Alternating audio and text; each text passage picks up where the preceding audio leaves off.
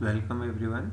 Myself Mukesh Vyas, Associate Professor, Department of Physics, Government Mira Girls College, Udaipur. This video is for BSc first year Physics students. It is paper 3rd, Electricity and Magnetism, विद्युतिकी एवं चुंबकत्व. The topic of unit 2nd is Electric Field in Method, पदार्थों में विद्युत क्षेत्र. This is lecture number 13. First of all, we will discuss about electrostatic energy of a charge distribution in dielectric. पराविद्युत में आवेश वितरण की स्थिर विद्युत ऊर्जा. तो हम पहले डिस्क्रीट नेचर लेंगे, विविक्त प्रकृति, फिर कंटिन्यूस नेचर लेके हम इलेक्ट्रोस्टैटिक एनर्जी ज्ञात करेंगे. If two charges Q1 and Q2 are placed at a distance of R12 in vacuum, यदि निर्वात में दो आवेश Q1 और Q2 को R12 दूरी पर रखते हैं, then electrostatic energy of the system is, तो इस निकाय की जो स्थिर विद्युत ऊर्जा होगी या स्थितिज ऊर्जा होगी वो W12 is equal to K Q1 Q2 upon R12. Now if we bring a third charge Q3 at a distance of R13 and R23 from the charge Q1 and Q2 respectively, अब हम एक तीसरे आवेश Q3 को अनंत से लाते हैं, जो Q1 से R13 दूरी पर लाते हैं और Q2 से R23 दूरी पर लाते हैं. तो इंक्रीज इन एनर्जी, ऊर्जा में वृद्धि क्या होगी? W13 plus W23 K Q1 Q3 upon R13 plus K Q2 Q3 upon R23. दस total electrostatic energy of A system of 3 charges. तो तीन आवेशों के निकाय की ऊर्जा कितनी हो जाएगी? तीनों का सम कर देंगे तो ये हो जाएगी, और समेशन के रूप में ये हो जाएगा. ये हम पहले भी ज्ञात कर चुके हैं. For a system of n charges, n आवेशों के निकाय के लिए उसको जनरलाइज करेंगे, इसका व्यापकीकरण कर लेंगे. I is equal to 1 to n कर लेंगे, J equal to 1 to n, where I is not equal to J. अब ये जो sigma J equal to 1 to n वाली टर्म है, इसको हमने लिख दिया phi I, where phi I is equal to this is the total potential at ith charge due to jth charges. यानी जैसे I इक्वल टू 1 है तो J इक्वल टू 2, 3 से लेकर n तक होगा. तो उन सभी आवेशों के कारण जो आइवा आवेश है, जो यानी नंबर 1 का आवेश है, वहां पर कुल विभव होगा. इसी तरह अगर I अगर 2 लें तो J इक्वल टू 1, 3, 4, 5 और n तक, तो उन सभी के कारण दूसरे चार्ज पर कुल विभव होगा. If all the charges are distributed uniformly with volume charge density rho and surface charge density sigma, then we may write, यदि सारे आवेश एक समान रूप से वितरित हैं, जिसमें आयतन आवेश घनत्व रो है और पृष्ठ आवेश घनत्व सिग्मा है, तो ये जो इक्वेशन नंबर 1 है उसको हम रो के लिए और सिग्मा के लिए, दोनों के लिए इस प्रकार लिख सकते हैं. From Gauss law in the presence of dielectric, पराविद्युत की उपस्थिति में गाउस के नियम से del dot D equal to rho होता है. तो जो ये फर्स्ट टर्म है उस इक्वेशन की राइट हैंड साइड में, उसमें रो की जगह डेल डॉट डी रख देंगे. अब हम एक सदिश सर्वसमीका वेक्टर आइडेंटिटी का उपयोग करेंगे. Del dot phi D, phi तो स्केलर क्वांटिटी है और डी वेक्टर क्वांटिटी है, तो ये हो जाएगा phi del dot D plus D dot del phi. तो फाई डेल डॉट डी का मान ऊपर रखना है इक्वेशन 3 में, तो इक्वेशन 4 से इसको right hand side left hand side में ले जाएंगे और ये दोनों मान इस इक्वेशन में रख देंगे. तो 3 और 4 से ये मान आ जाएगा. अब दोनों को अलग अलग कर लेंगे यूजिंग गाउस डाइवर्जेंस थ्योरम. अब हम गाउस डाइवर्जेंस प्रमेय का उपयोग करेंगे और सरफेस इंटीग्रल और वॉल्यूम इंटीग्रल में आपस में एक्सचेंज कैसे कर सकते हैं. यहाँ वॉल्यूम इंटीग्रल है, इस वॉल्यूम इंटीग्रल को हमने सरफेस इंटीग्रल में लिखा. तो ये डेल डॉट फाई डी, तो ए जो है वो फाई डी का काम कर रहा है, तो ये इस प्रकार इसकी जगह हमें ये मान प्राप्त हो जाएगा सरफेस इंटीग्रल. और इसी तरह E is equal to minus del phi भी रखेंगे, तो यहाँ माइनस डेल फाई है उसकी जगह E रख देंगे, तो नया एक्सप्रेशन ये आ जाएगा. Where n is a unit vector, n जो है इकाई सदिश है नॉर्मल टू द सरफेस, जो पृष्ठ के अभिलंबवत है. Since normal component of electric displacement vector is given by, जो विद्युत विस्थापन सदिश है उसका अभिलंबीय घटक ये हो जाएगा D dot N D S is equal to minus sigma D S.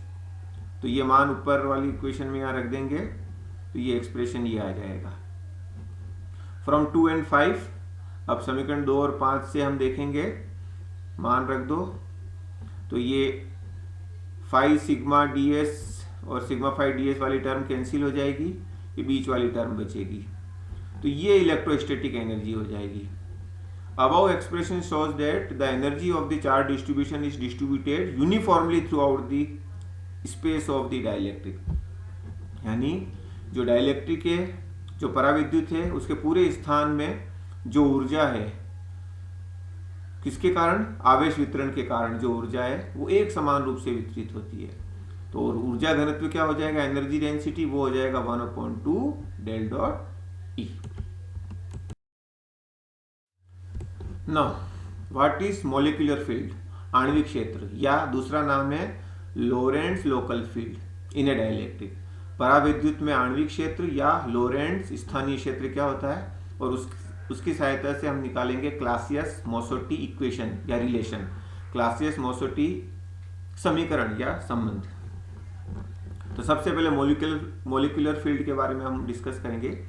The electric field which is responsible for polarizing a molecule of the dielectric is called the molecular field, EM, या EL से भी लिख सकते हैं इसको, लोरेंट्ज local field. यानी कोई भी पराविद्युत है, उसके किसी अणु को ध्रुवित करने के लिए जो उत्तरदायी विद्युत क्षेत्र होता है वो आणविक क्षेत्र होता है। This is the electric field at A molecular position in the dielectric. यह जो विद्युत क्षेत्र होता है उस पराविद्युत की आणविक स्थिति पर होता है, उस पर्टिकुलर उस अणु के वहां जो विद्युत क्षेत्र होता है वो होता है। अब किसके कारण होता है? It is produced by all external sources, यानी सभी बाह्य स्रोत जिसके कारण इलेक्ट्रिक फील्ड वहां पर उपस्थित होता है, उन सभी के कारण, and by all polarized molecules in the dielectric, उस पराविद्युत के अंदर सभी जो ध्रुवित अणु हैं उनके कारण, with the exception of one molecule at the point under consideration, केवल एक अणु को छोड़कर जहां पर हम विद्युत क्षेत्र का मान ज्ञात कर रहे हैं, जहां पर हम आणविक क्षेत्र ज्ञात कर रहे हैं, उस अणु को छोड़कर जितने भी दूसरे ध्रुवित अणु है, पोलराइज्ड मॉलिक्यूल है, उनके कारण, और जो भी एक्सटर्नल इलेक्ट्रिक फील्ड हम अप्लाई कर रहे हैं बाहर से बाह्य विद्युत क्षेत्र, उनके कारण, उन सभी का सम करेंगे तो वहां इलेक्ट्रिक फील्ड जो होगा वो मॉलिक्यूलर इलेक्ट्रिक फील्ड होगा। In order to compute the molecular field, अब आणविक क्षेत्र ज्ञात करने के लिए क्या करेंगे? We cut out a small piece of the dielectric, हम पराविद्युत के एक छोटे से भाग को काटते हैं। कैसे? लिविंग ए स्फेरिकल कैविटी, कि एक गोलीय गुहा या कैविटी रह जाए, surrounding the point at which the molecular field is to be computed. मान लो हमें ओ बिंदु पर मॉलिक्यूलर फील्ड निकालना है, तो उसके चारों ओर एक स्फेरिकल कैविटी के रूप में हम डाइलेक्ट्रिक के एक छोटे से पीस को यहां से रिमूव कर देते हैं। Now we put the dielectric back into the cavity, molecule by molecule, except for the molecule at the center of the cavity where the molecular field is to be computed। अब क्या करते हैं? O पर जो molecule था उसको छोड़कर इस स्फेरिकल कैविटी के अंदर एक एक करके मोलिक्यूल वापस रखते जाते हैं। The molecules which have just been replaced are to be treated as individual dipoles, और जो मोलिक्यूल्स हम एक के बाद एक इसके अंदर वापस रखते जा रहे हैं उनको अलग अलग द्विध्रुव के रूप में मानना है। वो एक द्विध्रुव की तरह व्यवहार करते हैं, क्योंकि इलेक्ट्रिक फील्ड के अंदर है डाइलेक्ट्रिक, तो वो पोलराइज हो जाते हैं, तो एक द्विध्रुव की तरह व्यवहार करते हैं। Let us suppose that a dielectric has been polarized by placing it in the uniform electric field between the plates of a parallel plate capacitor।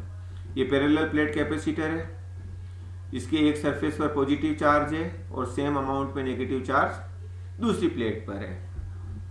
इसके अंदर एक डाइलेक्ट्रिक स्लैब रखी हुई है जो इसको कंप्लीटली फिल करती है, पूर्णतः भरती है।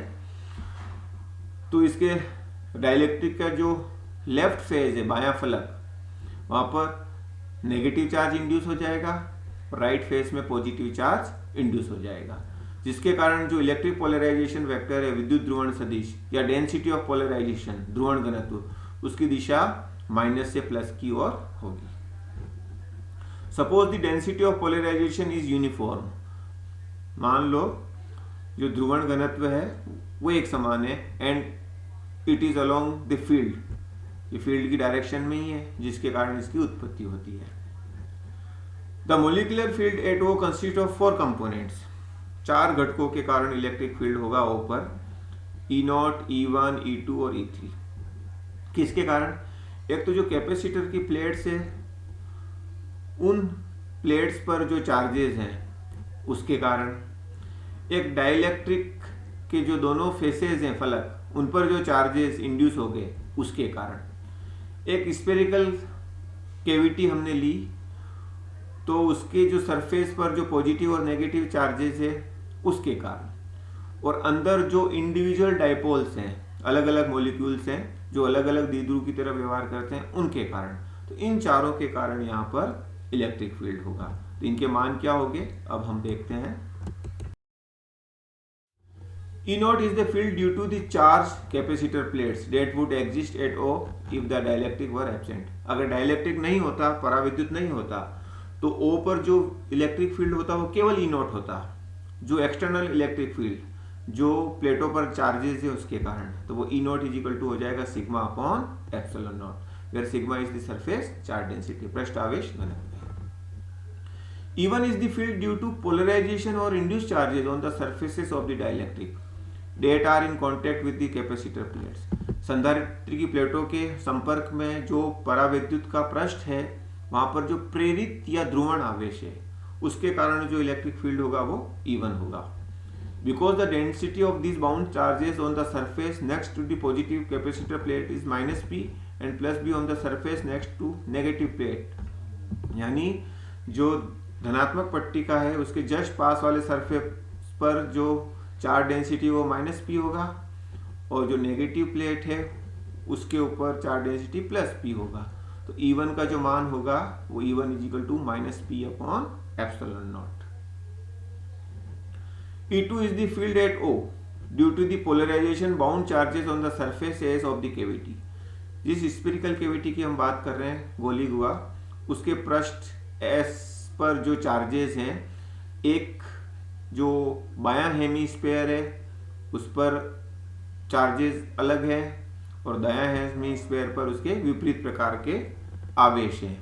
तो उन आवेश के कारण जो इलेक्ट्रिक फील्ड होगा वो हम पोलराइज्ड स्फेयर के कारण पहले निकाल चुके हैं, ध्रुवित गोले के कारण। This value of E2 will be same as the field inside a uniformly polarized dielectric sphere having density of polarization as P। तो वहां E2 का मान हो जाएगा P अपॉन 3 एप्सिलॉन नॉट। पहले minus P upon 3 epsilon naught हमने ज्ञात किया था, लेकिन P की दिशा यहाँ उल्टी है, जहाँ P की जगह हमने माइनस P लिया है, इसलिए माइनस माइनस प्लस हो जाता है। E0 is the field at O due to the electric dipoles inside the spherical section for the dielectric such as gases and non polar liquids. जो E3 है जो field वो O पर किसके कारण है?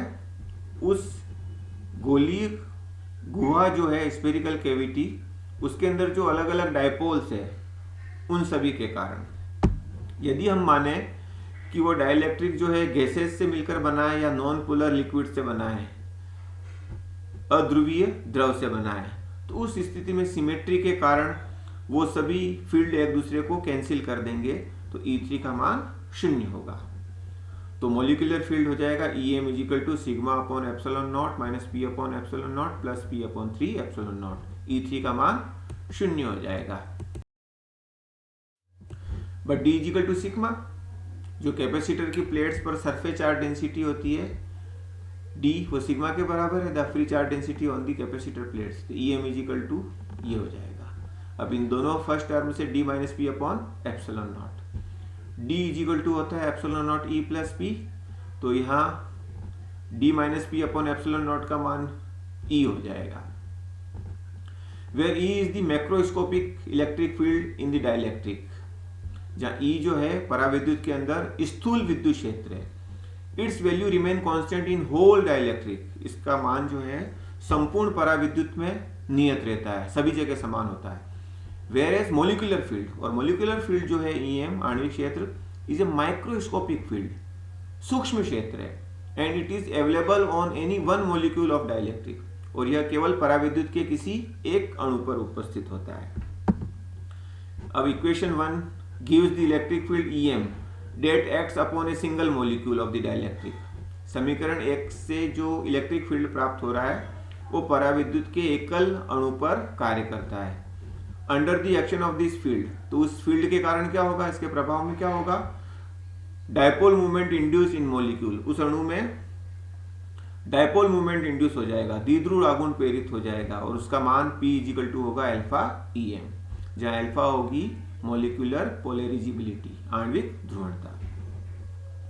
If there are n molecules per unit volume of the dielectric, यदि पराविद्युत के इकाई आयतन में अणुओं की संख्या n है तो कैपिटल P = स्मॉल np, ये भी हम पहले देख चुके हैं, स्मॉल p का मान रख दिया n अल्फा EM का मान ऊपर से रख दिया n अल्फा E + P/3 ε0। अब एक रिलेशन P और E के बीच होता है, P = ε0 K-1E, तो ये मान ऊपर रख देंगे और इसको सिंप्लीफाई करेंगे तो ये इक्वेशन आएगी या ये रिलेशन आएगा n α/3 ε0 = K-1/K+2। तो एक ये रिलेशन आया, क्लासियस-मोसोटी रिलेशन या इक्वेशन। इसी तरह P = होता है ε0 chi-e, तो ये P का मान यहाँ रखेंगे तो इस स्थिति में ये आ जाएगा ε0 chi-e = दिस। अब इसको सिंप्लीफाई करेंगे तो ये इक्वेशन आ जाएगी, तो ये भी क्लासियस-मोसोटी रिलेशन है या इक्वेशन है। If the molecular weight of the substance be m, capital M जो है उसका आणविक भार है उस पदार्थ का, एंड इस डेंसिटी ρ, उसका घनत्व ρ है, यानी मास पर यूनिट वॉल्यूम, द्रव्यमान प्रति इकाई आयतन ρ है, and n the Avogadro number, और अवोगाद्रो संख्या कैपिटल N है, तो देन स्मॉल n = हो जाएगा कैपिटल N ρ/m। तो ये n का मान यहाँ रख देंगे और इसको एडजस्ट करेंगे तो ये इक्वेशन आएगी। तो ये भी क्लासियस-मोसोटी रिलेशन है। The quantity n α/3 ε0 is sometimes called the molar polarisability, ये मोलर ध्रुवणता भी कहते हैं इसे, n α/3 ε0 को। तो इक्वेशन 2, 3 और 4 is known as the Clausius Mossotti equation और रिलेशन। समीकरण 2, 3, 4 को हम क्या कहते हैं, क्लासियस-मोसोटी संबंध या समीकरण। This equation is applicable to those dielectrics, यह जो समीकरण है केवल उन्हीं पराविद्युत के लिए लागू होती है फॉर विच E3 = 0, जिनके लिए E3 0 होता है, सच एज गैसेस, या तो गैसेस होती है, गैस होती है, या नॉन पोलर लिक्विड्स होते हैं, अध्रुवीय द्रव होते हैं। Thank you.